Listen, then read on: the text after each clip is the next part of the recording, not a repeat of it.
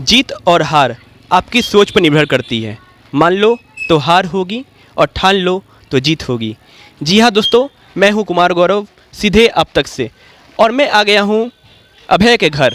अभय जिसने बिहार बोर्ड परीक्षा 2022 में काफ़ी अच्छे अंक हासिल किए। यहाँ के स्थानीय लोग ने बताया कि अभय के पिता सब्जी विक्रेता है। चलिए हम अभय से मिलते हैं और उनसे बात करते हैं। हमारे साथ है अभय। अभय, आपने बिहार बोर्ड की परीक्षा में काफ़ी अच्छा मार्क्स हासिल किया, इसके लिए आपको शुभकामनाएं। धन्यवाद। अभय, आप बताइए खुद हमारे दर्शकों को कि आपको कितना मार्क्स आया और कितने परसेंटेज आए। 461, 92.2%। 92.2% हासिल किए हैं अभय ने। अभय, सबसे अधिक आपको किस सब्जेक्ट में मार्क्स आए? संस्कृत। सबसे पहले आप बताइए कि आपका शौक़ क्या है। शौक़ है मेरा किताबें पढ़ना और क्रिकेट खेलना। और आप भविष्य में बनना क्या चाहते हो? भविष्य में तो हम सोचे हैं कि जज बनना चाहते हैं। इस क्षेत्र में आने का कोई खास कारण? हाँ, हम न्याय व्यवस्था सुधारना चाहते हैं, हमारे राज्य का, हमारे देश का। चाहते हैं कि सब सही न्याय हो बस। आपके पिताजी सब्जी विक्रेता है और आपका परिवार काफ़ी परेशानी से जूझता है, कि आपको परेशानी हुई इसके? हाँ, परेशानी तो होती थी, लेकिन मेहनत करना पड़ता था उसी में। चाहते हैं कि कुछ अच्छा करें जिससे परिवार का नाम रोशन हो और हमारी स्थिति सुधरे। पापा का कितना सपोर्ट रहा था इसमें? पापा का पूरा सपोर्ट रहता था, वो किसी तरह का तकलीफ़ नहीं होने देते थे आज तक, और आगे भी नहीं होने देंगे। आपने सेल्फ स्टडी किया या फिर कोचिंग ज्वाइन किया था आपने, या फिर ट्यूशन पढ़ा था आपने? ट्यूशन भी पढ़े थे और अपना सेल्फ स्टडी भी था।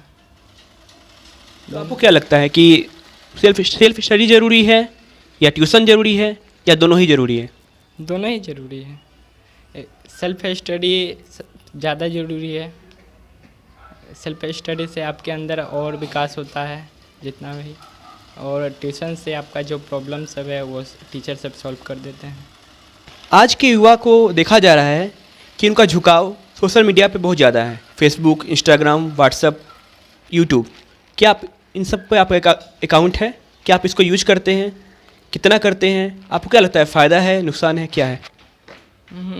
हम तो कम से कम चाहते हैं कि सोशल मीडिया का इस्तेमाल करें। ये सब में मेरा अकाउंट नहीं है, सिर्फ थोड़ा सा व्हाट्सएप है, जिससे टीचर सबसे बात हो जाती है और दोस्तों से जो प्रॉब्लम डाउट सॉल्विंग है बस वही। यूट्यूब पे देखते हैं एजुकेशनल वीडियो, और उससे ज़्यादा कुछ।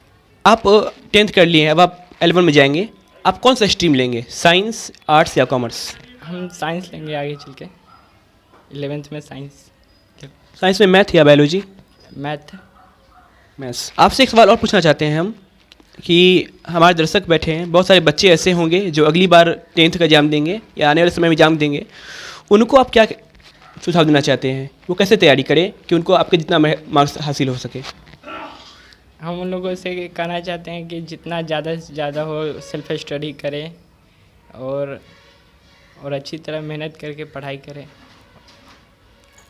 कहते हैं कि पढ़ाई करने के लिए एक अच्छी किताब का चयन करना भी महत्वपूर्ण भूमिका रखता है। हम ये जानना चाहेंगे अभय से। अभय, आपने एनसीईआरटी की पुस्तकों के अलावा और कौन कौन सी पुस्तक पढ़ी? हमने एनसीईआरटी के अलावा भारती भवन और आर.डी. शर्मा की पुस्तकें पढ़ी, और उन्हीं से ये सफलता मिली है। हमारे साथ इनके गुरुजी भी है, हम इनसे बात करेंगे। कहते हैं एकलव्य जैसे शिष्य के पीछे गुरु द्रोणाचार्य जैसे गुरु होते हैं। तो अभय के सफलता के पीछे अमित सर जैसे टीचर है। अमित सर, सबसे पहले आपको भी शुभकामनाएं, क्योंकि आप एक गुरु हैं, आपको भी शुभकामनाएं के पात्र है। जी धन्यवाद। तो आपको कैसा लग रहा है? अब आपको कह रहे होंगे लोग कि अब आपके शिष्य अभय ने इतना अच्छा अंक हासिल किया। जी, मैं अपने आप को गौरवान्वित महसूस कर पा रहा हूँ, और मुझे पूरा भरोसा था कि इसका मार्क्स जो है काफ़ी अच्छा आएगा, क्योंकि शुरू से ये पढ़ने में अच्छा रहा है और अनेक प्रतियोगिताओं में भाग लेकर सफलता का परचम लहराता रहा है। आप कुछ उपलब्धियाँ बताइए इसका। अभय को आप शुरू से देख रहे हैं, काफ़ी समय से पढ़ा रहे हैं, कितने साल से पढ़ा रहे हैं आप इसको? अप्रोक्स 10 साल से अधिक समय से। 10 साल से पढ़ा रहे हैं। तो अभय के बारे में बताइए, अभय ने कौन कौन सी अचीवमेंट हासिल की? अभय ने इसरो में जो निबंध प्रतियोगिता हुआ था हिंदी और इंग्लिश में था, इसने हिंदी में भाग लिया था। तो उसमें 2 लाख बच्चों में टॉप 500 को सर्टिफिकेट दिया गया था, टॉप 500 में इसका नाम था। उसके अलावा नेशनल स्कॉलरशिप एग्ज़ाम में यह ऑल इंडिया में 4th रैंक रहा है। उसके अलावा अन्य जो समाचार पत्र हैं जैसे दस्तक प्रभात, उसके अलावा जो ब्लॉग्स हैं उसमें भी इसके जो कविताएं हैं वो प्रकाशित होती रही हैं। इस साहित्य के प्रति भी इसके रुचि है। विद्यालय में शुरू से ही टॉपर रहा है। बिहार बोर्ड के द्वारा भी इसे प्रमाण पत्र दिया गया है। इसके अलावा अनेकों उपलब्धियां हैं। कहते हैं कि टीचर को पढ़ाने में मज़ा तब आता है, इंटरेस्ट तब आता है जब बच्चे आपसे सवाल करते हैं। तो क्या अभय आपसे सवाल करता था? जी बिल्कुल। जब भी इसको कोई डाउट्स होते थे, है ना, क्यूरियोसिटी होती थी, तो ये अपना एक जो भी क्वेश्चंस होता था वो करता था और उसके डाउट्स को मैं क्लियर कर देता था। उसके साथ साथ हमारे साथ और भी टीचर थे, जैसे कि अभय सर, इसका नाम खुद अभय है और इन्होंने जिनसे मैथ पढ़ा था, मैथ मैंने ही पढ़ाया था, उसके अलावा उनसे भी पढ़ा था। तो एक अभय सर हैं, बीटेक हैं खुद। उसके अलावा दिलीप सर जो केमिस्ट्री और इंग्लिश उन्होंने पढ़ाया था, हरिशंकर सर, और संस्कृत इन्होंने पढ़ा था अंजू दुबे मैम से।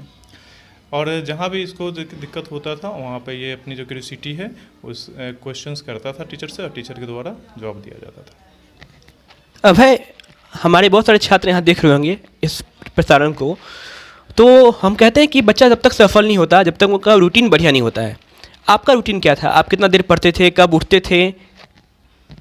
हम 4 बजे तक उठ जाते थे और उसके बाद 5 बजे तक फ्रेश हो जाते थे। 5 से फिर बैठते थे पढ़ने के लिए 8 बजे तक, और उसके बाद फ्रेश होके फिर क्लास जाना, फिर क्लास से आना, फिर खाना खाना, फिर जो टाइम बचा उसमें सेल्फ स्टडी। लगभग पूरे दिन में 10 घंटे पढ़ाई बस। नियमित रूप से पढ़ाई करते थे अभय, और इसी का परिणाम है कि अभय ने इतना अच्छा अंक हासिल किया और हाजीपुर टॉपर के रूप में हम इनके पास आए हैं इनसे मिलने के लिए। हमारे साथ अभय के पिता भी हैं, हम इनसे बात करेंगे। सर, सबसे पहले आपके बच्चे ने इतना अच्छा अंक हासिल किया, इसके लिए हम आपको शुभकामनाएं देते हैं। कैसा लग रहा है आपको? बहुत अच्छा लग रहा है। और आपको तो शुभकामनाएं संदेश की झड़ी लग गई होगी आपको। जी जी जी। आपका बेटा का सपना है जज बनना, जो काफ़ी आसान बात नहीं है, काफ़ी मुश्किल है। आप किस तरह सपोर्ट करेंगे आगे इसको? हमसे जहाँ तक होगा मैं इसको सपोर्ट करूँगा और करता रहूँगा। अभय के बारे में बताइए, अभय बचपन से कैसा था? बहुत अच्छा। अभय को पढ़ने के लिए आप डांटते थे या अभय खुद बैठता था पढ़ने के लिए? खूब बैठता था। खुद बैठता था। अभय एक अच्छे छात्र के साथ साथ एक अच्छे पुत्र भी बन के उभरे हैं।